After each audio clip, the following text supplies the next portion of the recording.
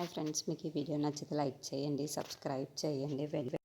ఎలాగైనా సరే ఆపాలి అని చెప్పేసి వైష్ణవి కృష్ణ దగ్గరికి వస్తుంది. ఇంతలో అక్కడ ఉన్న కృష్ణని చూసి, ఏంటి కృష్ణ నీరసంగా ఉన్నట్టున్నావు, నువ్వు మళ్ళీ అక్కడికి వెళ్ళి పందిరిలో కూర్చుంటే మళ్ళీ ఎప్పటిలాగా లేవు, అప్పటిదాకా ఇలా ఖాళీ గడుపుతూ ఉంటావా ఏంటి, ఇదిగో ఈ జ్యూస్ని తీసుకొని నీకోసమే తీసుకొని వచ్చాను, ఎవరికి తెలియకుండా తాగేసి అని చెప్పేసి అంటుంది. ఆ మాటలు వినగానే అక్కడున్న కృష్ణ అయితే చాలా సంతోషిస్తూ ఉంటాడు. ఇంతలో అక్కడున్న వైష్ణవి మాత్రం మందు కలిపిన జ్యూస్ని అయితే కృష్ణకి ఇస్తూ ఉంటుంది. ఇంతలో ఆ విషయం తెలియక అక్కడున్న కృష్ణ అయితే చాలా థ్యాంక్ యూ వైష్ణవి అని చెప్పేసి ఆ జ్యూస్ని తీసుకొని తాగుతూ ఉంటాడు. అజయ్ అక్కడికి వస్తూ ఉంటాడు. అరే చూడగానే అక్కడున్న అజయ్ మాత్రం, ఏంటి కృష్ణ ఇక్కడ ఏం చేస్తున్నావు నువ్వు, అక్కడ అంతా రెడీ అయిపోయింది అని చెప్పేసి అంటూ ఉంటాడు. ఇంతలో అక్కడున్న వైష్ణవిని చూసి, నువ్వేంటి వైష్ణవి ఇక్కడ ఉన్నావు, అక్కడ వెన్నెలని రెడీ చేయాలి కదా, వేగంగాను అక్కడికి వెళ్ళు అని చెప్పేసి వైష్ణవికి అంటాడు.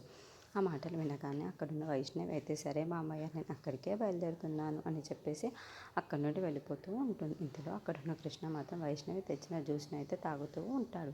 అది తాగుపోతూ ఉండగా అక్కడున్న అజయ్ అయితే, ఏంటి కృష్ణ రెడీ అయిపోయావు కదా నువ్వు మొత్తం, ఇక నేను ముత్తైదులు వచ్చి తీసుకొని వెళ్ళిపోతారు అని చెప్పేసి అంటూ ఉంటాడు. ఆ మాటలు వినగానే అక్కడున్న కృష్ణ అయితే సరే అని చెప్పేసి అంటూ ఉంటాడు. ఇంతలో అక్కడున్న కృష్ణ మాట ఆ జ్యూస్ తాగబోతూ ఉండగా తనకి అయితే ఒక ఫోన్ కాల్ వస్తూ ఉంటుంది. ఇంతలో అక్కడున్న జ్యూస్ని పక్కకు పెట్టేసి ఆ ఫోన్ మాట్లాడుతూ ఉంటాడు. ఇంతలో అక్కడికి శోభన్ వస్తూ ఉంటాడు.